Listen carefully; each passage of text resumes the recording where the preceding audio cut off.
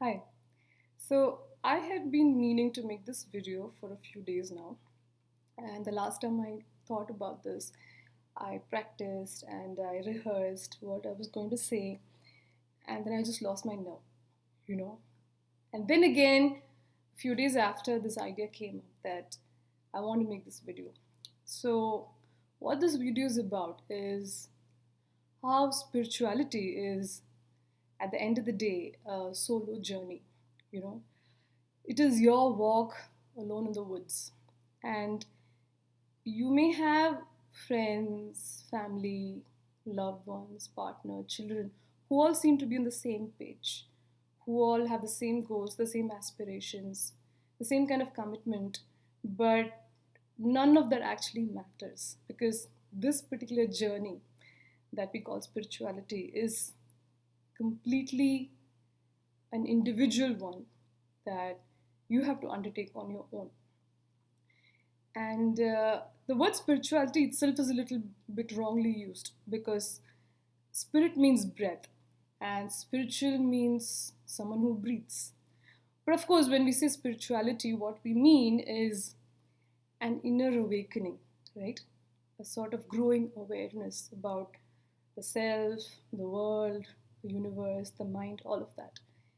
Like a growing intelligence. And like a light, a light that starts small and then becomes larger, larger. And as it becomes larger and brighter, bigger, more and more things start coming into its purview, more things become visible. And it's a very beautiful process of growth, a very organic process of growth. Uh, so I went through something similar myself. So for 10 years or so, I was a very active member of the Art of Living Foundation. So I came upon this organization, this community, when I was at an emotional low in my life. I was really looking for comfort, looking for friendship, community, and I found it here in the Art of Living. This community welcomed me with a lot of love, a lot of warmth, embraced me, loved me, and I feel very strongly that there are many, many people in this community who love me unconditionally. And I also became very involved in the organization's activities. So I attended a lot of workshops, yoga, meditation, knowledge series. I also became an instructor myself. So I got to teach children, teenagers, got to teach meditation. It was just a wonderful, wonderful time for me, because I was feeling so fulfilled. I was feeling very validated, and I was getting a lot of positive feedback for all the work I was doing. And I was traveling, I had so many friends. It was just a beautiful, beautiful time for me. And then it all began to change. So, if you can imagine like a movie, where you have lights and laughter and sound and music and a lot of buzz and energy, and then at some point it all starts to quieten down. The music starts to fade away, the lights stop twinkling, and the colors stop moving, and everything just becomes quiet and silent. So that's kind of what happened to me. So, about after 10 years of this activity and this buzz and energy, uh, I started to kind of, you know, feel like my focus was shifting. So, I felt like I wanted to be more quiet. I didn't much feel like participating in all the activities and the gatherings and the programs and workshops. I just wanted to be more by myself and spend time in solitude. And in this period, in this quiet space, a lot of things begin to change. Like my own intelligence began to mature, grow, flower. And a lot of things started to become clear to me. And like insights and understanding about myself, the world, it kind of started to bubble through my own consciousness and come to my awareness. And this was a magical process for me.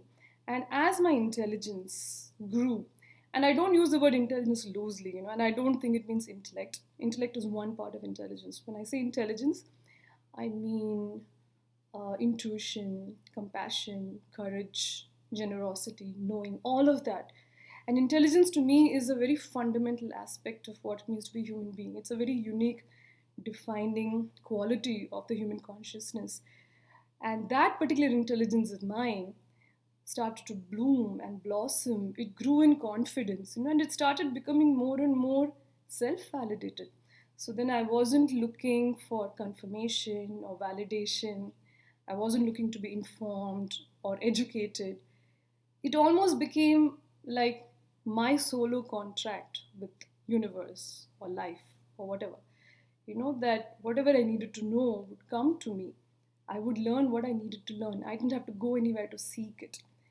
And uh, and this process to me felt like the culmination of the so-called spiritual journey, because this was the real point for my own intelligence to become mature and self-situated, to not look elsewhere for anything. And this is where I think community could become a distraction. So spiritual communities are wonderful places, right? There are people with similar goals and aims, very supportive. But it is very easy to get lost in the activity, right? Every organization has tons of activities because it needs to be relevant. It needs to have something to do. And you can spend years and years active in this activity, doing this, doing that, feeling very busy, feeling very productive, and yet you might not experience any inner transformation, you might not experience growth, and you could be disappointed. So I think it's wonderful to participate in these spiritual gatherings and communities and programs, but it's very important to know what you're really there for. If your aim is to build the community, grow, and have that network, that's great.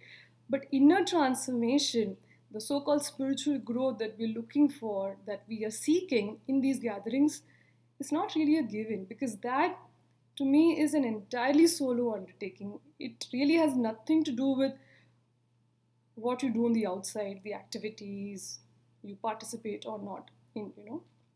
And this process that started for me was very magical, and it's still going on. And I feel very happy that this kind of came to me in my life. And I think this is what a spiritual journey is. And it probably comes to everyone at some point in their life, sooner or later, depending on your specific orientation. But it's the it's a real gift, a blessing, and I think that's all I have to say.